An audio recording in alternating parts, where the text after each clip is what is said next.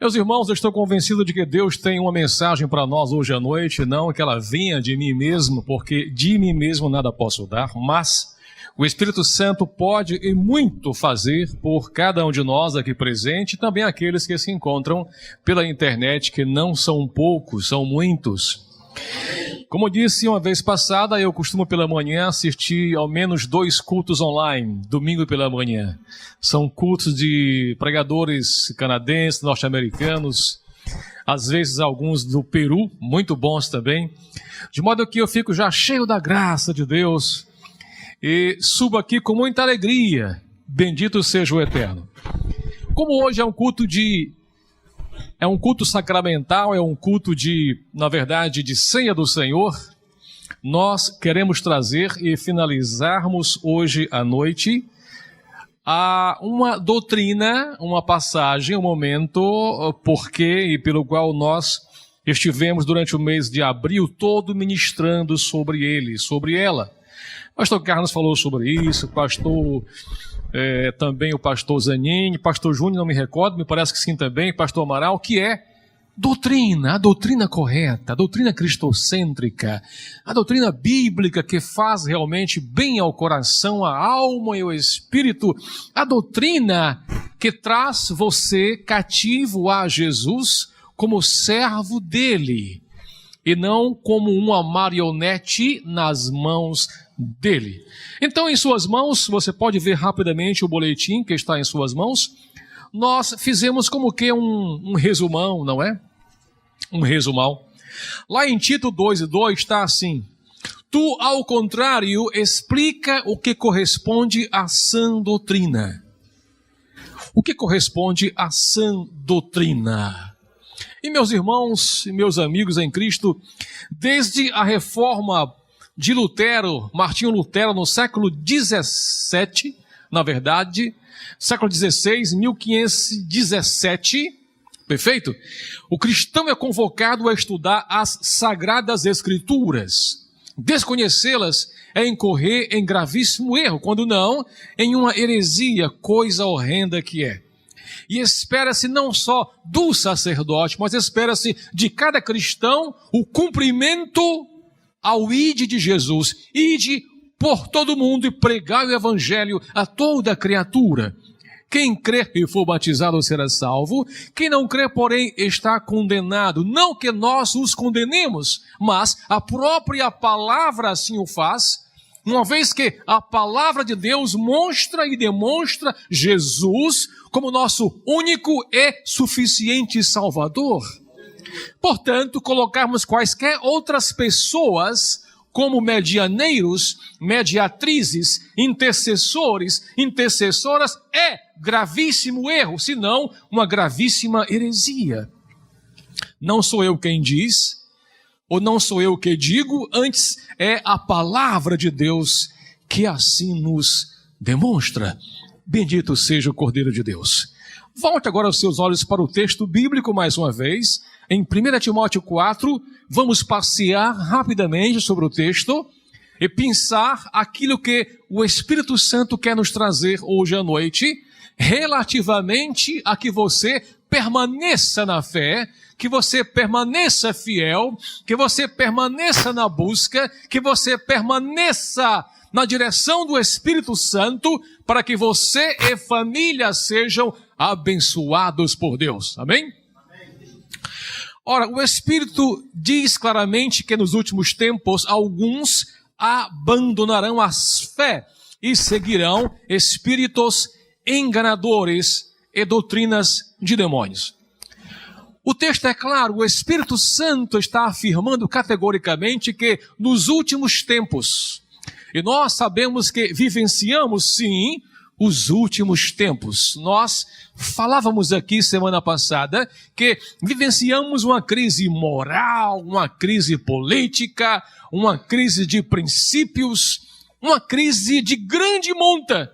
Exatamente por quê? Porque o povo tem abandonado a sã doutrina, abandonado a fé, negligenciado as escrituras, posto ideias humanas, humanísticas em prioridade, em detrimento da palavra de Deus, que tem, ao longo de 7.000 anos, formado dois povos, judeus e cristãos. Todo o mundo ocidental, sem nenhuma dúvida, foi fundacionado, se é que eu posso chamar assim, um neologismo, ou fundamentado na doutrina judaico-cristã, onde há moral, onde há princípios, onde há certo e errado, onde há absolutos. Só para lhes colocar um exemplo simples e prático e curto, onde família é homem, mulher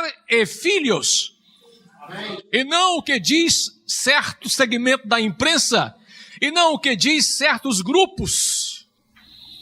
Família é projeto de Deus. Família está no coração de Deus. Sem família não há continuação ou perpetuação da espécie. E você é fruto de uma família, e não da união de dois seres do mesmo sexo. Portanto, nós somos povos que cremos em absolutos morais. Deus criou o homem, em seguida criou a mulher, não do nada, mas de si mesmo, e disse: os dois serão um só. E deste duo, que na verdade é uno, virá um trio, virá um terceiro.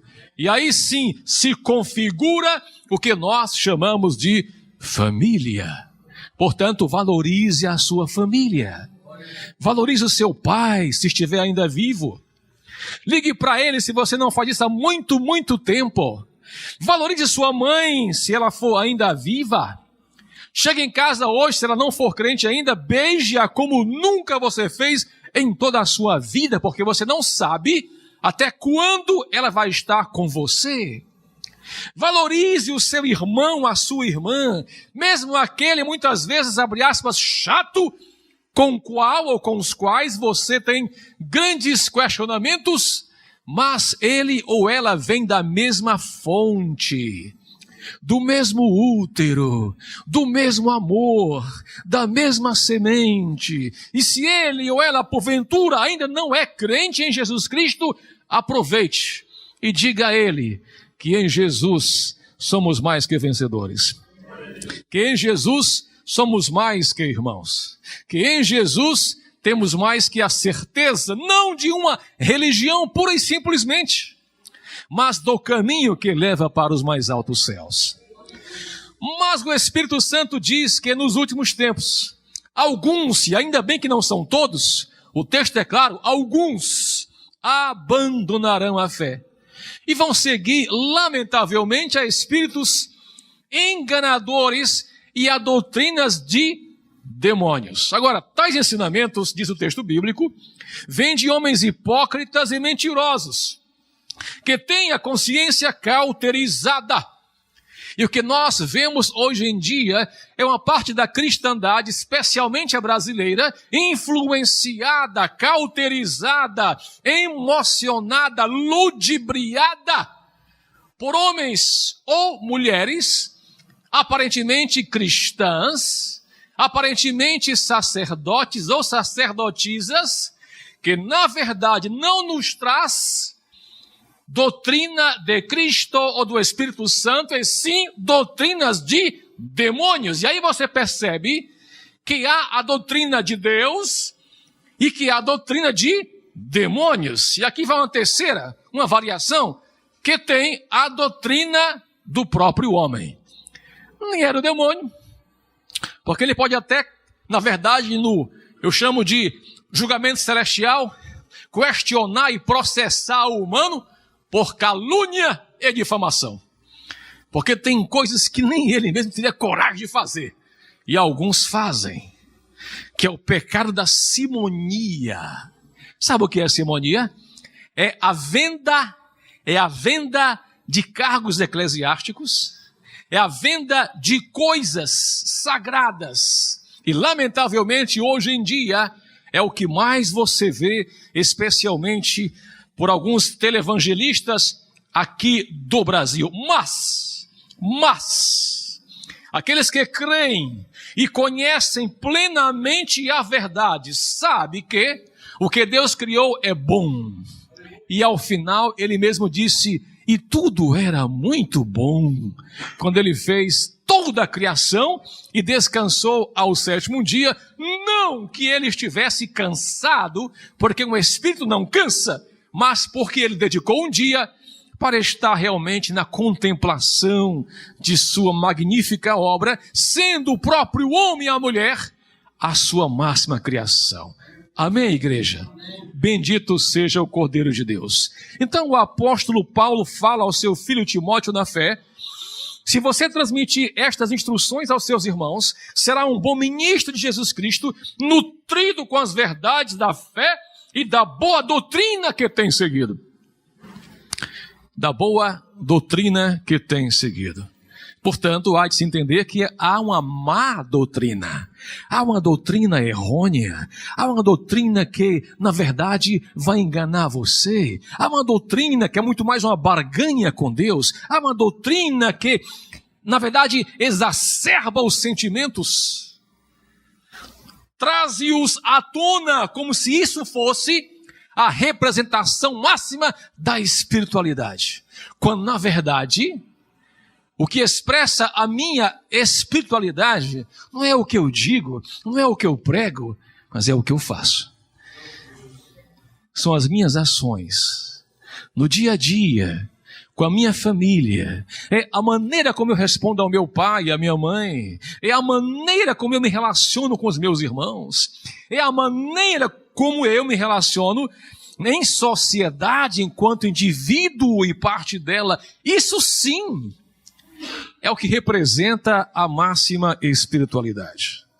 Já dizia um dos pais da igreja a seguinte frase muito verdadeira: na verdade, testemunhe o evangelho com a sua própria vida. O ficar citando versículos e versículos é muito interessante, nos alegra o coração, mas mais verdadeiro do que isso é o viver ao menos um deles com todo o seu coração. Ele dizia: viva o evangelho, viva a doutrina de Cristo Jesus, que dá alegria e razão de ser em cada coração, e se possível, pregue o evangelho. E se possível, pregue o evangelho. Bendito seja o Cordeiro. Meus irmãos queridos, o apóstolo Timóteo, o apóstolo Paulo ainda diz aqui no versículo 8, o exercício físico é de pouco proveito, mas a piedade, aleluia, porém para tudo é proveitosa, porque tem promessa de vida presente e da futura. E aqui não é uma rejeição de que quem faz academia, quem malha, quem vai lá, passa muitas horas, está em gravíssimo pecado. Não é isso. É que mais proveitoso do que a parte física é a parte espiritual. Há quem passe na academia 2, 3, 4, 5 horas, mas se veja incapaz de ler um capítulo da Bíblia Sagrada. E diz: estou morto de cansado, não tenho condições mais de ler. E a leitura me faz adormecer. Claro, vai dormir, vai ler na rede, vai ler na cama, só pode dormir. Portanto, mais proveitoso do que, na verdade, o exercício físico é a vivência espiritual. Bendito seja Deus. Amém, irmãos? Amém. Olha só, esta é uma afirmação, versículo 9. Fiel e digna de plena aceitação. Se trabalhamos e lutamos é porque temos depositado a nossa esperança no Deus vivo, o Salvador de todos os homens e mulheres, mas especialmente dos que creem. Por que isso, pastor? Porque há os que não creem. O evangelho é para todos. Todos são chamados, mas poucos escolhidos. A porta que leva para o chamado mundão humanismo, o extrapolar dos seus desejos físicos é bastante grande. A porta para a salvação, irmãos, em Cristo continua estreita. E diria mais, ela vai se estreitar mais ainda. A tendência é que cada vez mais seja mais difícil o viver em Cristo Jesus. Já em vários países, os cristãos estão sendo dizimados, assassinados, crucificados. Especialmente na Ásia, na Indonésia, na Malásia, especialmente na África, Nigéria, Gana e outros países. Já chegando aqui na América do Sul. Portanto, se você está aqui hoje à noite com a sua Bíblia no braço, glorifique a Deus. Glorifique a Deus. Porque esta liberdade, muitos irmãos não têm mais em seus países. E você ainda tem aqui no Brasil. Glorifique a Deus. Bendito seja o Cordeiro que tira o pecado do mundo. Ordene e ensine essas coisas, versículo 11. Ninguém despreze o fato de você ser jovem, mas seja um exemplo para os fiéis na palavra, no procedimento, no amor, na fé, na pureza. Quão jovem é você? Pastor, estou passando dos 70. E a palavra diz que depois disso é canseiro e enfado. Calma, relaxa.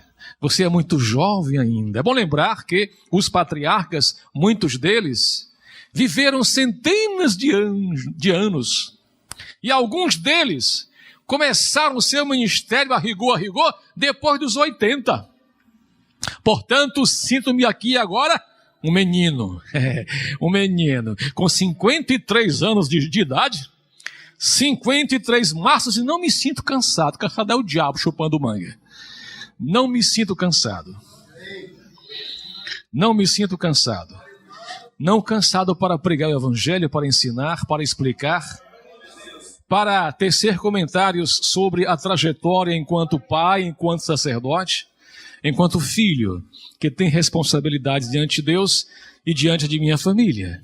Portanto, ninguém despreze você, seja você ainda jovem, ou você já depois dos 75, 80, não tem o menor problema quanto a isso.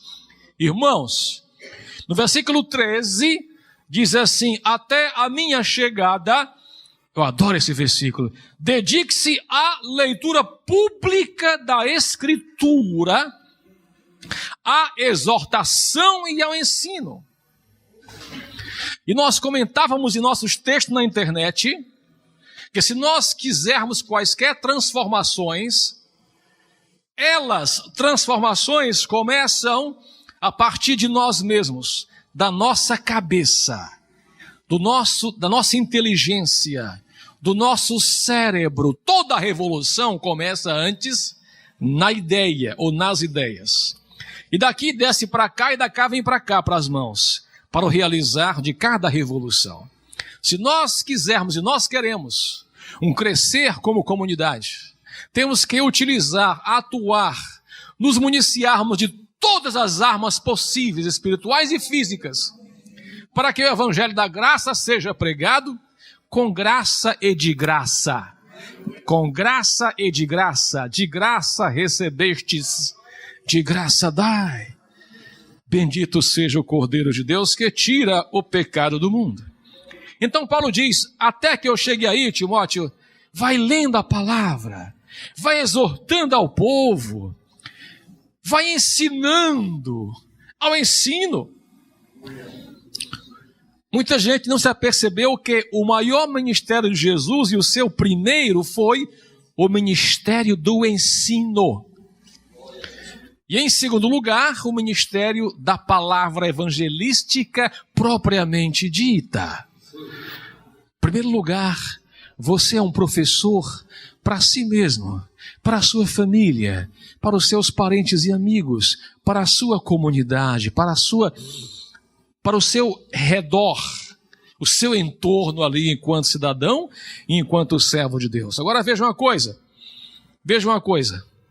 No versículo de número 14, não negligencie o dom que foi dado a você por mensagem profética com imposição de mãos dos presbíteros ou do presbitério.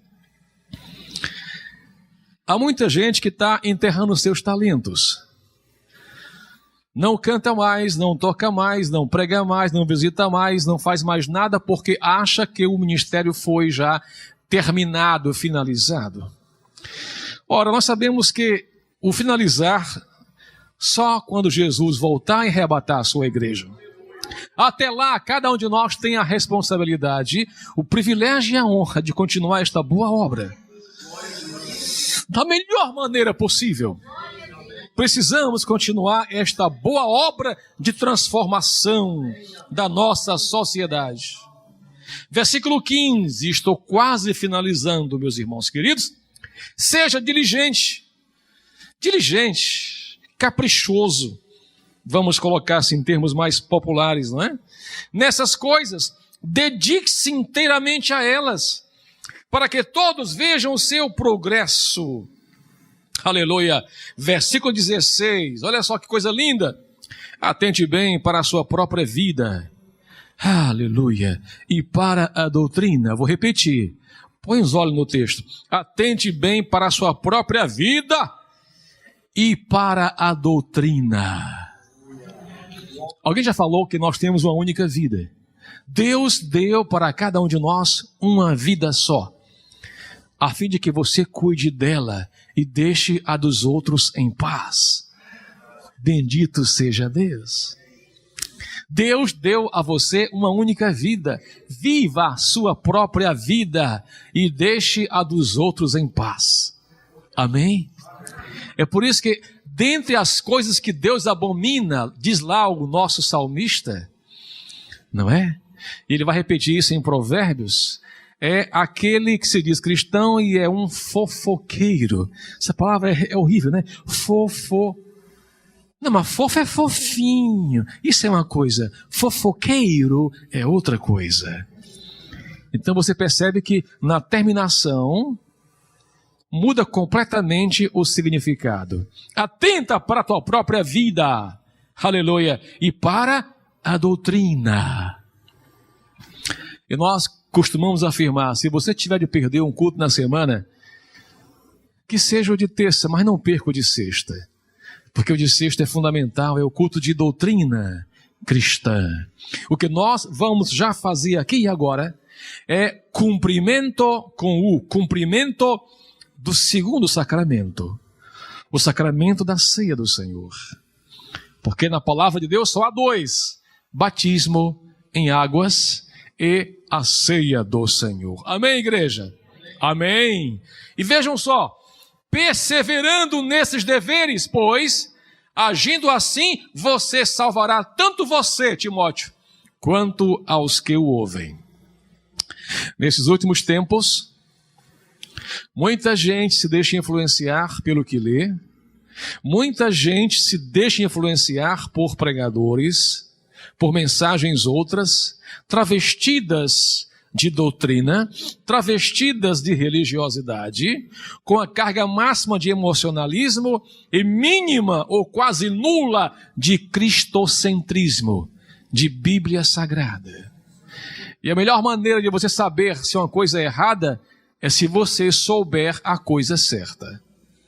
E para saber a parte certa, você precisa ler e reler, e pedir ao Espírito Santo que ilumine o seu coração. Pastor, eu sou um tanto quanto assim pesado, não tem nenhum problema. Deus pode fazer de você uma coisa linda e maravilhosa, levitando até. É só você se dispor a fazer o que Ele espera que você faça. Dedique-se, seja cada vez mais fiel, mais crente, mais compromissado com a verdade. Amém, meus irmãos? Bendito seja o Cordeiro de Deus. Há uma frase que eu gosto muito, e com ela eu quero finalizar, são 20 e 30. A frase é a seguinte: antigamente, os reis decretavam coisas e não mudavam sua palavra, porque palavra de rei não voltava atrás. Mas você não é rei, você não é rainha, O seu rei, o meu rei, tem um nome chamado Jesus Cristo de Nazaré, que também é da Betfagé.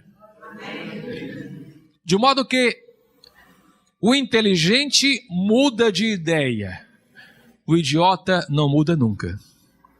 E eu vou repetir porque isso foi muito interessante na minha juventude, na minha adolescência. Porque, acreditem, eu fui um dia jovem e adolescente. Então, o inteligente muda de ideia quando uma ideia melhor se lhes apresenta. E ele percebe que pensou, raciocinou, meditou, analisou de modo errado. O inteligente muda de ideia. O ignorante não muda nunca, porque ele é ignorante. Por mais que se explique a coisa a ele, a natureza dele é assim. Se me permitem a comparação até um tanto tosca, grosseira, não adianta falar de higiene para um porco. Não adianta falar de higiene para um porco, um porquinho. E por quê, pastor? Porque é da natureza dele ser porco. É da índole dele a porcaria. E um dia desses eu ia com a minha esposa no carro em direção a uma certa região de Fortaleza. E no caminho eu vi as pessoas saindo de suas casas e com um saco de lixo enorme. Aí elas atravessam a avenida, olham para um lado, olham para o outro, largam o lixo no meio da rua e fogem, correm para casa de volta. E depois tem a cara de pau de ligar para a prefeitura e reclamar do lixo que está à rua deles. Entenderam? É da natureza do porco ser porco. É da natureza do crente ser crente. E ser limpo. Que o Senhor nos abençoe. Amém. Fiquemos de pé. Eu desejo orar com você e você por mim.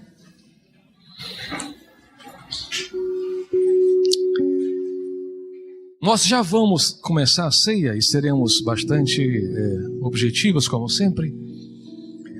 E se você ouviu esta mensagem simples, expositiva, lendo versículo a versículo e explicando cada um deles, e você deseja dedicar-se mais à leitura, ao cumprimento da palavra de Deus, modificar sua vida, seu histórico, crescer em graça diante de Deus e diante dos homens, faça esta oração, mesmo que em silêncio comigo. Pai, nós te louvamos, nós te bendizemos, reconhecemos que em nós não há nada de bom, mas igualmente, Senhor, reconhecemos que em ti tudo há de bom, e sabemos, Senhor, que tu queres que nós cresçamos em graça, cresçamos em conhecimento, em espiritualidade, em serviço a ti, Senhor, cresçamos sempre de forma horizontal e vertical, servindo a igreja, servindo a nossa comunidade e obedecendo aos teus mandamentos, que são os melhores do mundo.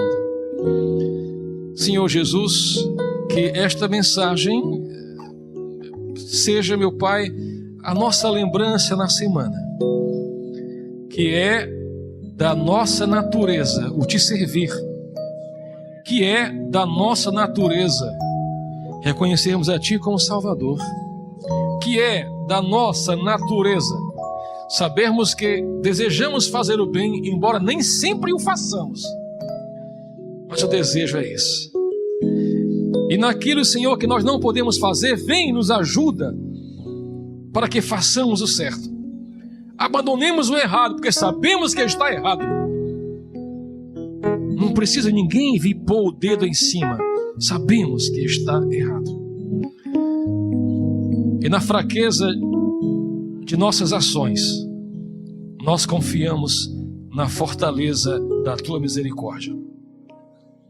Abençoa, Pai, cada coração que repetiu na mente esta pequena oração. Obrigado, Pai. Amém e amém. Podem sentar-se, meus irmãos queridos.